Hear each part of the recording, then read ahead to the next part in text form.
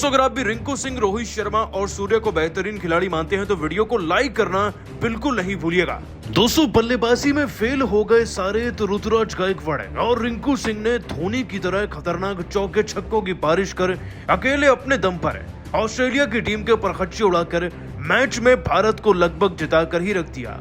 इन दोनों की खतरनाक पारी के आगे कैसे कंगारू भी पानी भरते नजर आए और सीरीज भारत की हो ही गई।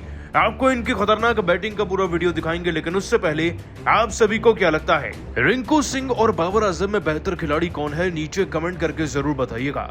दोस्तों भारत और ऑस्ट्रेलिया की टीम के बीच में चल रही 5 मैचों की T20 सीरीज को जीतने के लिए भारत को केवल एक मैच में जीत दर्ज करनी है। आपकी जानकारी के लिए बता दें, वर्ल्ड कप की हार के बाद ना हर कोई आज भी सदमे में है, लेकिन इस T20 सीरीज के पहले 2 मैचेस न सिर्फ हमने जीते बल्कि ऑस्ट्रेलिया की टीम को आईना भी दिखाकर रख दिया T20 में। दोस्तों पहले 2 मैचेस जीतने की बात नहीं, हमने तीसरे मैच में भी जबरदस्त फाइट बैक किया था और आज चौथे मैच को जीतने के लिए हमारी भारतीय क्रिकेट टीम रायपुर के इस ऐतिहासिक मैदान में उतरी है, जहां पर ये ऑफिशियली पहला अंतर्राष्ट्रीय T20 मुकाबला 2 देशों के बीच में खेला जा रहा है। अभी तक यहाँ पर केवल IPL के मैचेस खेले गए हैं और कहते हैं कि एशिया में यहाँ की सबसे बड़ी क्रिकेट बाउंड्री है। खैर दोस्तों मैच शुरू होता है ऑस्ट्रेलिया के गेंदबाजी चुनने से। वो समझे कि एक विकेट नहीं है और परिस्थितियों से अपरिचित भारतीय क्रिकेट टीम के खिलाड़ी यहाँ कुछ कर नहीं पाएंगे और कहना पड़ेगा वो सही भी थे। देखिए शुरुआत में भले ही जायसवाल ने 28 गेंद में 6 चौके 1 छक्का लगाकर 37 रन बनाए या गायकवाड़ भी 28 गेंदों में 32 रन बनाकर गए, लेकिन दोस्तों इन दोनों के आउट होने के बाद ना श्रेयस अय्यर 8 रन तो सूर्य कुमार यादव 1 रन पर आउट हो गए थे।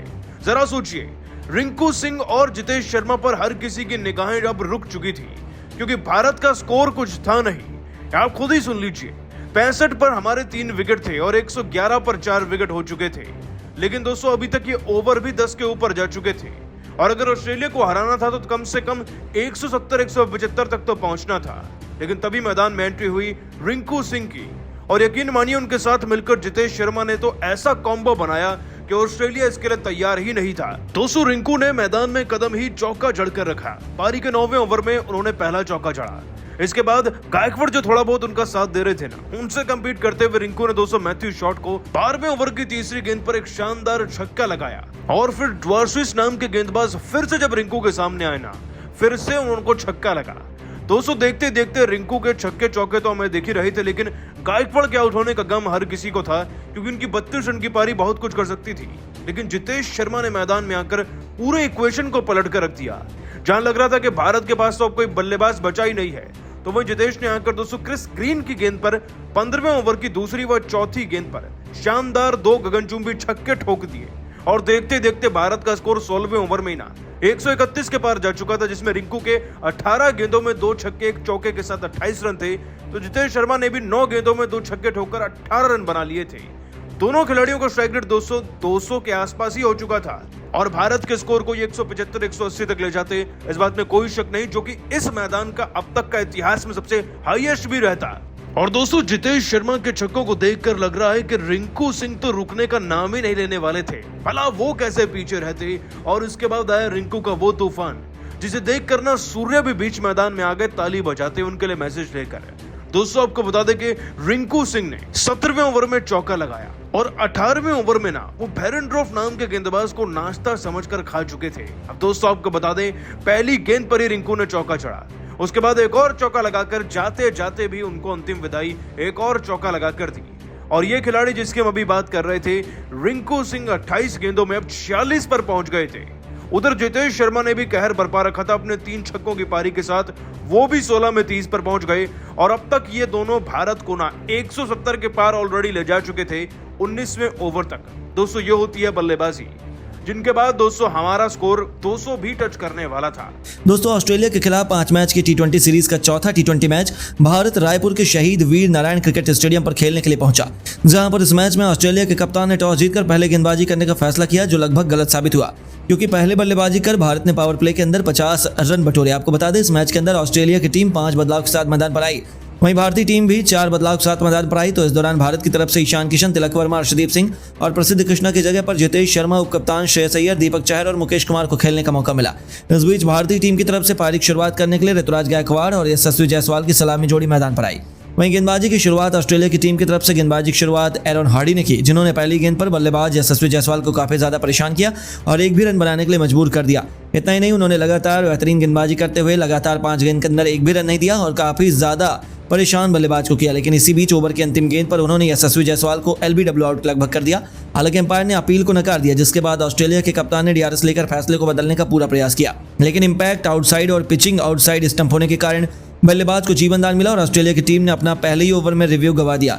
इस दौरान लेग बाय के रूप में ऑस्ट्रेलिया टीम ने 1 रन के साथ अपना और अपनी टीम का खाता खोला और पहले ओवर में मात्र 1 रन आए और पहले ओवर के अंदर भारत को ठीक शुरुआत मिल गई। दूसरी तरफ से गेंदबाजी करने के लिए जेसन बेरेंडॉर्फ आए, जिनका स्वागत पहली ही गेंद पर यशस्वी जायसवाल ने शानदार चौके के साथ किया और यशस्वी जायसवाल ने 4 रन के साथ अपना खाता खोलकर स्कोर कार्ड में वृद्धि की। नहीं, इस ओवर में उन्होंने 2 रन लिए और ओवर की 5वीं गेंद पर अतिरिक्त उछाल के कारण भारत को बाय के रूप में 4 मिल गए, जिसके चलते इस ओवर के अंदर भारत ने 11 रन बटोर लिए। हालांकि अभी भी यशस्वी जायसवाल बल्लेबाजी कर रहे थे, जिसके चलते अब तीसरे ओवर में गेंदबाजी करने के लिए डॉर्सेस मैदान पर आए, जिन्होंने एक बार फिर से भारत के ऊपर दबाव बनाने का प्रयास किया। लेकिन इस ओवर के अंदर यशस्वी जायसवाल अलग मूड में दिखाई दे रहे थे। उन्होंने काफी ज्यादा खतरनाक बल्लेबाजी करते हुए पहली गेंद पर गेंदबाज का सम्मान किया, लेकिन दूसरी गेंद पर चौका लगाकर दिखा दिया कि वह इसी अंदाज से तूफानी बल्लेबाजी करने वाले हैं। इस दौरान उन्होंने दूसरी गेंद पर शानदार चौका लगाया। तो इसके अलावा इतना ही नहीं, ओवर की चौथी और 5वीं गेंद पर यशस्वी जायसवाल ने शानदार चौका लगाया और ओवर के अंदर तूफानी बल्लेबाजी करते हुए 12 रन बटोरे और दिखा दिया कि अब वह बेहतर तरीके से बल्लेबाजी करते हुए दिखाई देने वाले हैं। ऐसे में अब चौथे ओवर में एक बार फिर से गेंदबाजी करने के लिए जेसन बेरेंडॉर्फ आए, जिन्होंने जबरदस्त गेंदबाजी करने का प्रयास किया। इस दौरान उन्होंने पहली 2 गेंद के अंदर बल्लेबाज ऋतुराज गायकवाड़ को परेशान किया और एक भी रन नहीं बनाने दिया। लेकिन इस बीच ऋतुराज गायकवाड़ ने पिछले मैच में शतक के बाद इस मैच में भी तूफानी पारी की शुरुआत करते हुए तीसरी गेंद पर चौके के साथ अपना खाता खोल लिया और बता दिया कि वह इस मैच में टीम का हिस्सा है, क्योंकि अभी तक 3 ओवर के अंदर यशस्वी जायसवाल ने ही बैटिंग की थी। लेकिन यहाँ पर ऋतुराज गायकवाड़ ने आने के साथ तहलका मचाया। हालांकि गेंदबाज ने वापसी करते हुए अंतिम 2 गेंद पर एक भी रन नहीं दिया और ओवर के अंदर मात्र 5 रन आए, जिसके चलते अभी तक दोनों ठीक ठाक प्रदर्शन कर रहे थे। लेकिन इसी बीच ओवर में गेंदबाजी के लिए बदलाव करते हुए कप्तान ने स्पिन गेंदबाज ग्रीन को बुलाया, जो अपना पहला T20 मैच खेल रहे हैं। इस दौरान उन्होंने पहली गेंद पर बल्लेबाज को परेशान किया, लेकिन ओवर की तीसरी गेंद पर यशस्वी जायसवाल ने गैप में चौका निकालकर उनको बता दिया कि भारत के बल्लेबाजों को रोकना मुश्किल है।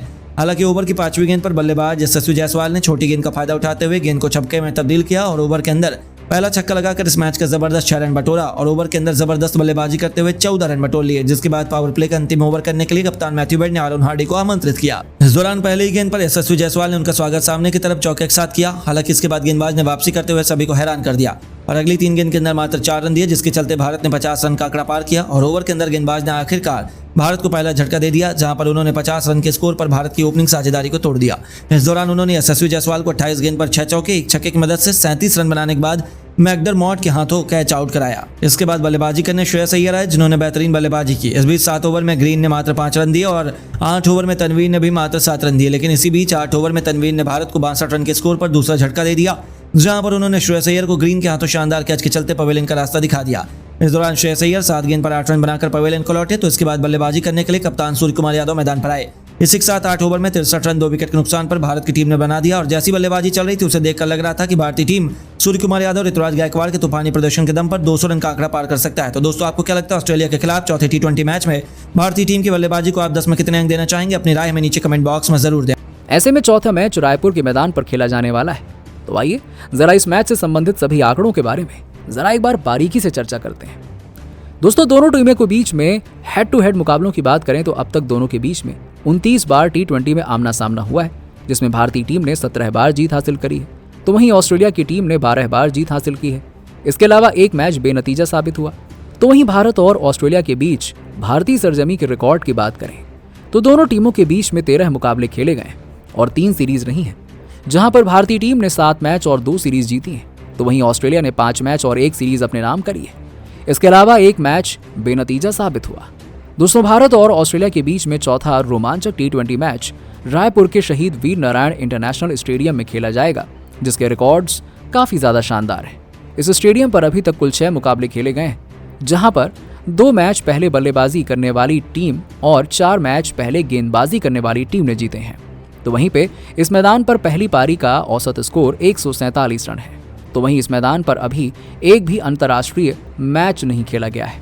दोस्तों, रायपुर के शहीद वीर नारायण इंटरनेशनल स्टेडियम का पिच रिपोर्ट भी काफी शानदार है। यहाँ पे बड़े स्कोर की पिच नहीं है। बल्लेबाजों को यहाँ चुनौतियों का सामना करना पड़ेगा, क्योंकि खेल जैसे जैसे आगे बढ़ेगा पिच स्लो होती जाएगी। शुरुआती ओवरों के बाद स्पिनर्स यहाँ कहर ढा सकते हैं, जबकि पेसर्स को यहाँ पे सफल होने के लिए वेरिएशन और स्लोवर डिलीवरी पर विश्वास जताना होगा। ऐसे में इस मैदान पर जो भी कप्तान टॉस जीतेगा वो पहले गेंदबाजी करने का फैसला करेगा।